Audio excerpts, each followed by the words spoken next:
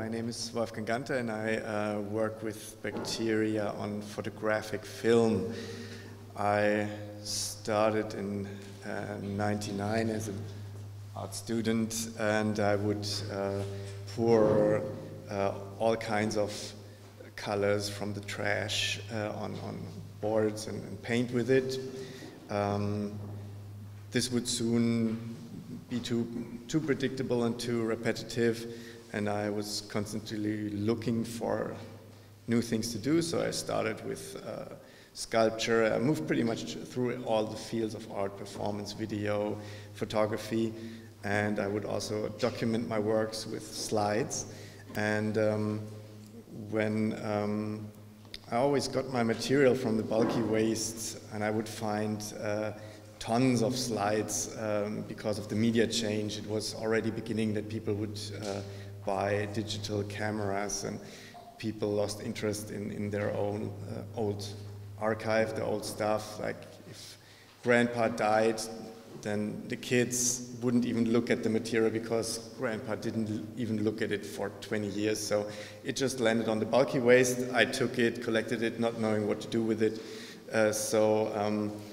I ended up with my studio in the art academy was like stuffed with slides and material and everything. And when I came to the end of studies, I had all these collections and was getting into, I wanted to get rid of the material first. So some things I threw away instantly, other things like the slide collection was really like, this is all interesting. I didn't even have time to look through it all, and it's like moments of people's lives. It's real, it's authentic stuff, and so I started just to experiment with it. I threw it into water and forgot about it and tried to work on it with different materials.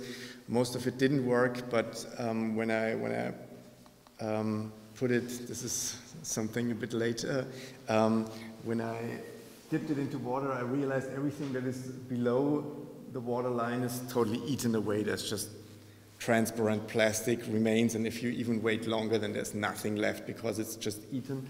And here, nothing has changed.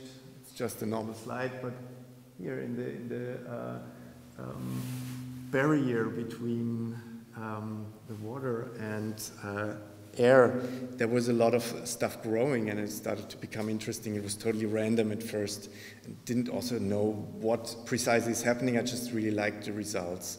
And so I moved all the slides. It was like,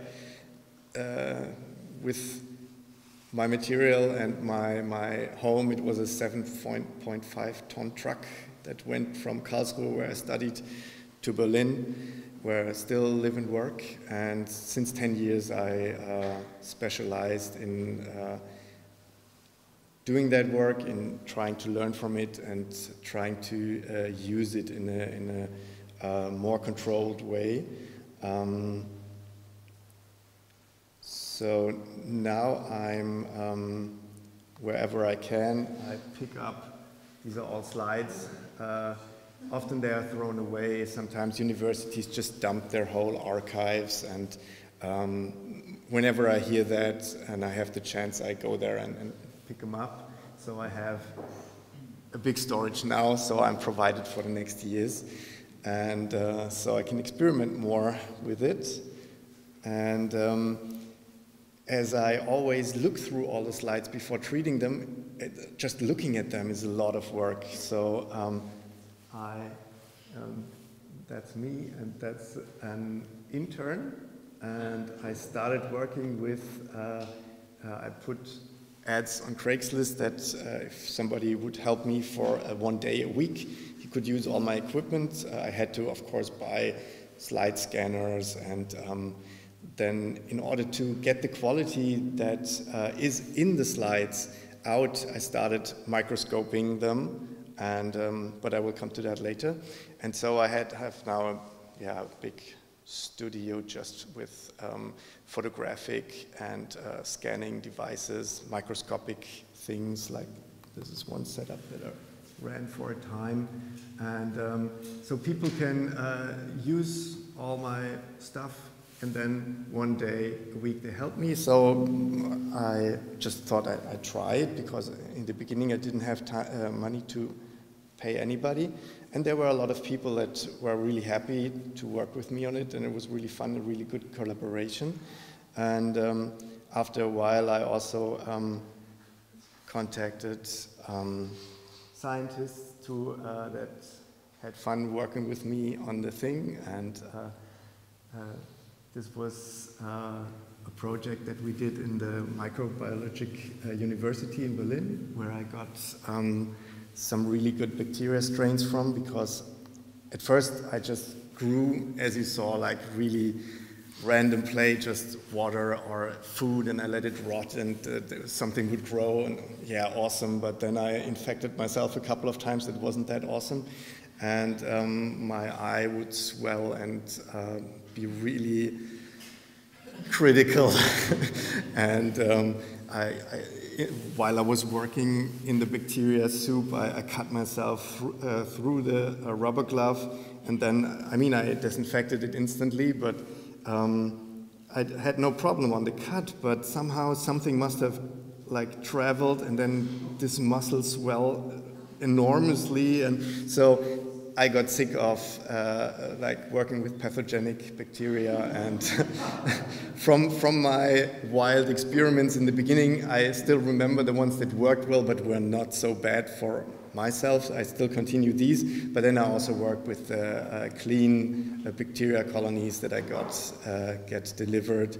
There's one professor from the Michigan State University. He's really well known for his very beautiful findings of some bacterial colonies, and he sends me from time to time his favorite colonies over, and I try to get them to eat my slides.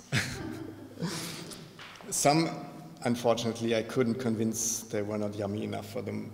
On the smells that are associated. Oh yeah, you should ask my girlfriend, Nicola, because part of my studio, I have a dirty studio and I have a clean studio, and the part of the clean studio is in our flat. And I grew quite resistant to the smells, but so everything that I bring to the flat, where all the equipment is that is not supposed to be like dirty, or where like everything is dusty. So this is a clean environment with the microscopy, with computer scanners and so on. But so everything I bring there, I think, is quite clean. But then whenever I bring stuff, it's like, oh my God, it smells horrible. Are you crazy? We live here. So yeah. Well, it's like, imagine like millions or even billions of little helpers, bacteria, that was pooping constantly. That's what they do, and yeah, Very nice. she's right with that. And also the bacteria, also the slides that we'll see today, the bacteria on them is not dead, they are just sleeping. Whenever there's like moisture and a bit of warmth, it will flourish and will eat everything up. So this is a picture of my witch kitchen. Here on that slide table, normally I infect the slides. There's like samples of bacteria, sometimes in petri dishes or in syringes. And then somewhere we can see it here in the back, there are incubators where I have the right constant temperature. And on this slide table you see always an original, and there are copies of the original. So it's seldom the case that I just plant bacteria on one slide and it's fantastic. Normally I have to try different bacteria, and also there are very different approaches how to bring it up on the slide. You can leave it just in moldy or a bacteria mist. It looks very different than when it stands on it, or when you have a little puddle on it, or you smear it. There are a lot of different ways. Yeah, you can see it's not very clean, not very sterile. So I once, after getting a standard examination at the doctor, where I had to like get stuff tested. So my remains were tested, and the doctor said he would call me when something bad would be found. I didn't get a call from the doctor, but I got a letter from the medical department of Berlin, and they said if I am in a food business, they would shut me down. Then I said, no, I'm a photographer. I have no clue. And then they left me alone, luckily. But then that was about the point when I stopped using everything and going crazy on growing everything I could find. So let's see. Yep. When I normally when I when I have a slide and it's like it takes quite a while till I'm satisfied with the result, especially after all the years. It's now 10 years that I do that, and I've seen a lot. Luckily, every bacteria has a different pattern. It behaves different on film, and then every film is also different. So there are so many possibilities how you can how the result is going to look like. So that's a good thing. It's not boring. For me, it stays interesting, and I can really learn from it very good. With this setup, after having scanned the thing, first I select it, then I scan it, then it comes on the cross table of the microscope. And like if this would be the slide, then I would just shoot this corner. And this would be this. And then the next one with an overlap, and the next one with an overlap. And in the end, I stitch it all together. Because with scanning, I was very disappointed. There's so much detail in the original. You can tell a little bit by projection, which you will soon about to see. But even there, one lens can't transport all the information that is in there, because normally photographic film is limited by the grain border, where like you have a big sharp dot of grain in front of you, but if you enlarge it, it's just larger. You won't see much more. But there's no grain anymore at the places where the bacteria was. It's all transformed into a really different world where you can go deeper and deeper, and you find new colors, new structures, new abstract pictures the deeper you go. So I wanted to show that, and it took me quite some time to be able to do that. I tried different microscopes. I was talked with many microscopic people, which was quite disappointing because the ratio that I magnify is quite low for microscopic people, but it's then again too high for photographers. It's just the borderline between macro and micro, and so I basically had to try it all myself. I was buying lenses on eBay and comparing them, selling them, and in the end, it took me quite a while. But now when I'm finished, I can realize pretty big prints showing all the quality that is also nearly approached by projecting, but it's just way more detailed when you do the microscopic thing. Here you see how a frame is made. It's like all craftsman's work, where I can compensate of the loss of my sculptural works, which I stopped at a certain point because I was just more interested in the bacterial world and work. Yeah, that's me, a pile of slides, and you see the results are pretty big. Over the years, I also developed several approaches where this work can go and where it splits into different sections, for instance, like totally abstract ones. And here you see two examples which I won't show in detail today, two artworks that I continued working on them with bacteria. This is the Venus Pudica of Botticelli, and this is Correggio, Jupiter and Io. And but I would say first we look at the real slides, then you get a bit of the impression of the quality.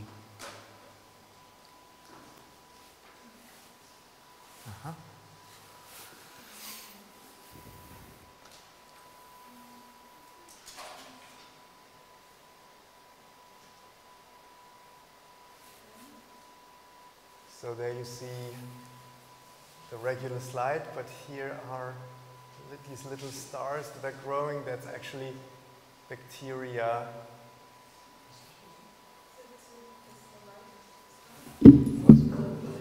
Maybe we switch off these lights. That would help a lot.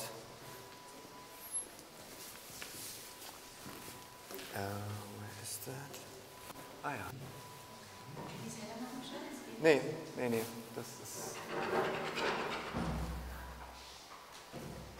yeah, it's just the eyes will adapt. Of course, the video HD super beamer has more lumen than the old technique, but yeah. Yeah.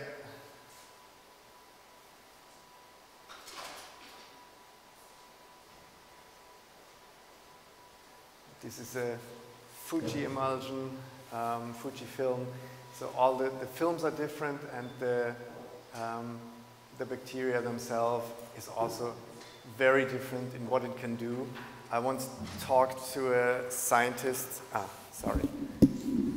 that wanted me to patent this as an indicator for what kind of bacteria, you can just flip through, what kind of bacteria, like an analytic approach to finding out what bacteria we're dealing with, and just having black film, like unexposed slide film, and then growing bacteria on it to have the knowledge of what bacteria it is. I still doubt that this is really possible, but... I mean, were there any differences between the kinds of bacteria? Pardon? Were there any differences to be seen? Oh yeah, absolutely. They do different things.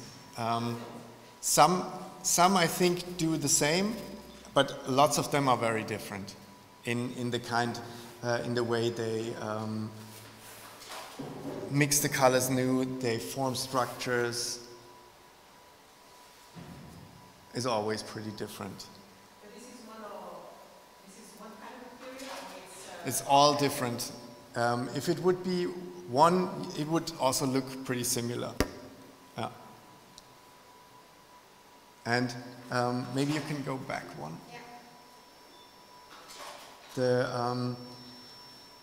The bacteria is not just going random play over the whole slide. It really picks up the shapes of the slide. As you can see, it's not just cracking somewhere, it's really kind of dissecting the car on the lines that are there. And so they kind of work with what they find and organize themselves somehow according to what they find. It's like on the next one you can also see that they split the building here on the water pipe, and it's always the lines that are already there where at least this was the same bacteria where they rip it open. Is it silver nitrate? I have trouble to understand you from back here. Is it silver nitrate? No. No, it's not. Silver nitrate films are black and white films. These are color slide films, and they have it's basically the gelatin that's the carrier of the color levels, the color layers, and they like the gelatin. They eat the gelatin.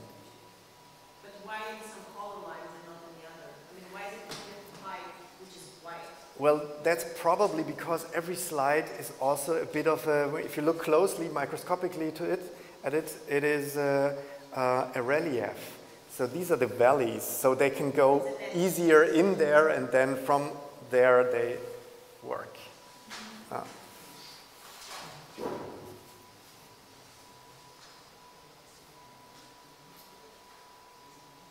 And yeah, my job then when I work on these is to control them daily, sometimes twice a day.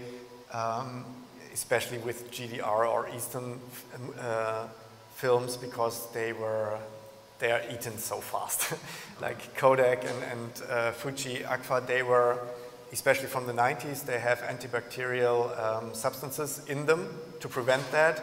The Eastern Bloc films, they didn't have that. For instance, here you see also the fight of two colonies. Sometimes I also did that. So this is one bacteria strain, and this is another one. And they are kind of, yeah, probably have a little fight for food. And what often happens if I leave them too long and some mold comes in, then we have the classical thing, the penicillin phenomenon. The mold kills the bacteria, and that's, I try to avoid it because the mold is non-see-through, so in the end we end up with a black picture. I liked really the way the bacteria changes some very boring, often touristic pictures into apocalyptic looking images, and so you can change with the bacteria totally the meaning of the picture. Like before you saw that boat that was like not a very thrilling tourist picture, then the bacteria makes it look like it's lifting off, and facades burning, blowing up, very, yeah. So I try to always, when I have a picture, I think about what can I do to it to make it work in a way, and most of the time it doesn't, but often it works out. Have you inoculated a second slide with the culture from a first slide so that you can interact with the history of the pictures the bacteria have? Well, often I take, as I have copies, I do several versions of it, and yeah, I use the same bacteria on many slides often, because otherwise it would be very complicated. Right, but I mean, each slide is a dead end for that bacteria, or do you? No, I always go back to the bacteria. When I once had good results with it, I look at it, okay, this does this, maybe this crazy halo with crackling here, then I can, this is very good for that image, so I try to remember it, or sometimes I take notes and photograph it. And when you use that bacteria, though, do you go back to a stock of it, or you take it off the slide? No, I don't take it off a slide because it's very fragile. If you touch it, it's broken basically. No, I never do that. Yeah. Many of the slides are pretty old. This is another thing that I tried. Here I had the slide. It was still glass framed, and when I got it out of the bacteria soup, it bent so that this spot here was created, but it didn't really make sense. There was a spot in the sky, and so I took a dead fly from the floor, put it into bacterial liquid, then I ripped out the wings and put them there so that it's a flying spot now. And as they were soaked with the bacterial liquid, they really eat themselves into the emulsion and become one piece. So it doesn't look like they are just put on, but it gets some kind of a unity. And I did that a couple of times in the next one also. Always on the hunt of doing something, yeah, funny with it.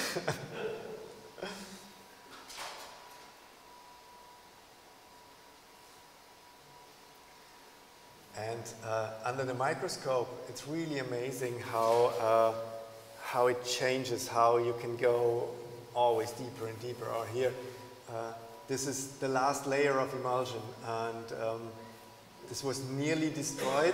It was all liquid and like already lifted off from the plastic carrier, but I managed to dry it right before. And you can still read the titles of the books in the shelf. So the detailedness of just these mostly touristic snapshots and what you could get out of it was always fascinating me. So especially the last 5 years, I did a lot photography, analog photography myself again, because by going through so many slides, I was always like, figured out more what I really want, what kind of picture do I want to change. And so the slide table with the piles of slides that I showed you is mostly the result of the last 5 years where I go to museums and I shoot. Yeah, this is also just a very tiny approach, just 2 drops of bacterial liquid, and you can position it quite precisely, and then there's this magic happening.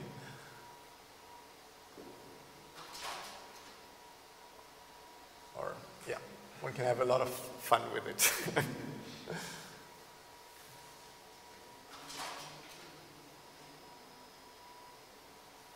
This slide was from a stock that I got from a collector who's running a hospital, and I could arrange a deal with him. I got all the slides of the whole hospital, like really tough medical slides, and I gave him an artwork for it, so I'm still working with these, and I probably will for a long time.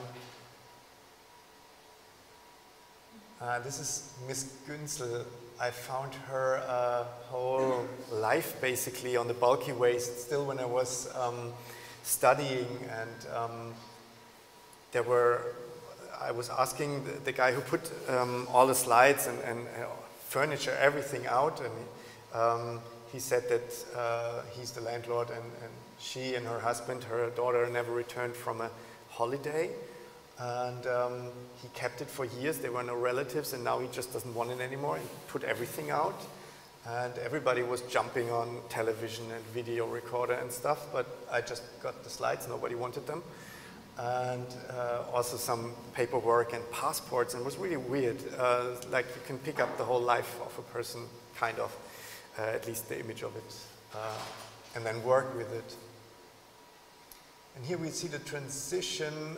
Of course, if you leave those in longer, they all turn abstract, and then they turn into, nothing transparent. So, but I got more and more into the abstract pictures as this is actually the most fun. You don't have to look so much in the objects that are still on the image. You can more really look for how the dynamics, the colors, how you can be more free. And so this is a series that I'm doing right now still, a lot more than the ones where you can still see that it's touristic pictures. This is one of the main series that I'm doing right now, and then the artworks and a series of the CERN particle accelerator, which I will come to later.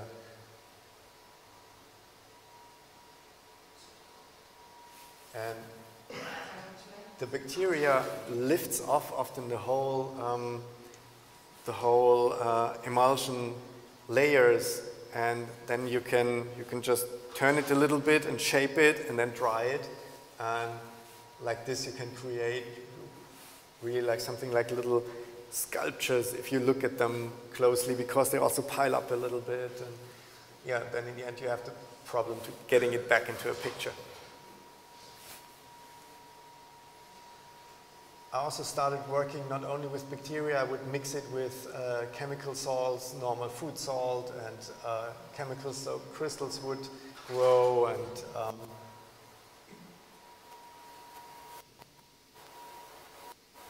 yeah, I'm also a lot into that process, and I'm also looking for a chemist still that is like willing to play with me.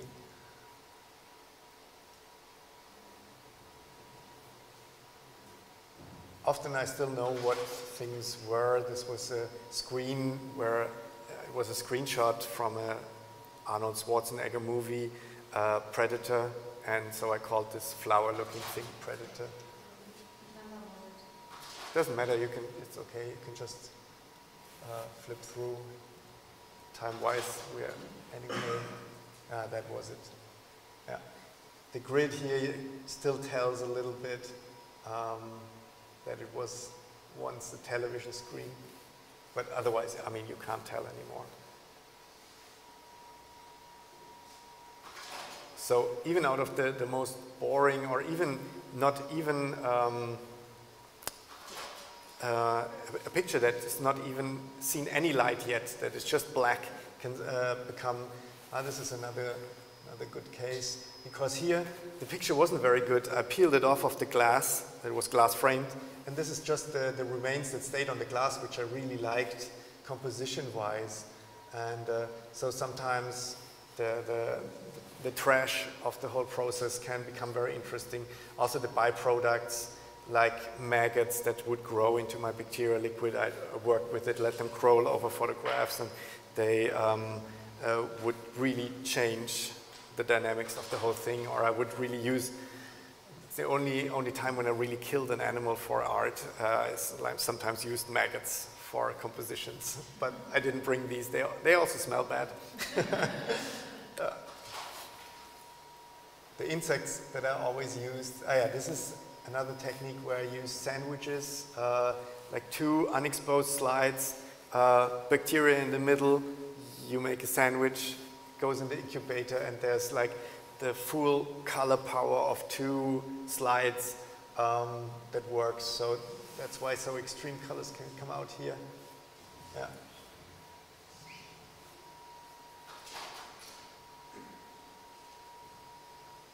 Or when you look closely, especially in a big print, over here you can also see it quite well, that I worked with normal food, iodine salt, and that's the bacteria that I could get from chicken soup. And so the chicken soup would dissolve the slide and would dissolve all the colors. And then the crystal, the salt would build crystals and would form a pattern of the colors, would make a pattern color and separate the colors again into the crystal structure. And yeah, I have a couple of pictures like that. Sandwich again.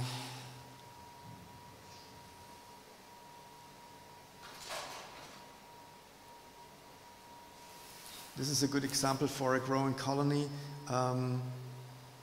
I did that one some years ago, and it was that high, and I just, while preparing the talk today, for today, I looked at it again, and it like doubled just by, it wasn't even, it didn't have any very good conditions to grow, but yeah, bacteria is sometimes pretty resistant and amazing.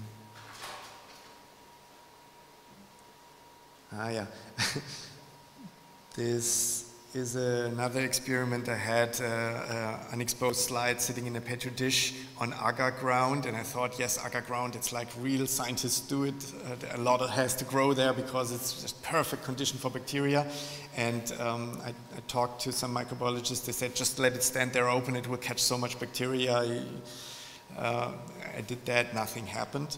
And I waited months. Nothing happened. It was probably because the slide actually sealed off the agar and nothing could go there. So I was pretty disappointed, wanted to get it off. I peeled it off, and then I had the empty carrier in my hand, and all the emulsion was on the agar transferred. And it was pretty amazing, and I took the thing and slided it through, and this came out. So yeah, I just love playing and learning, and yeah.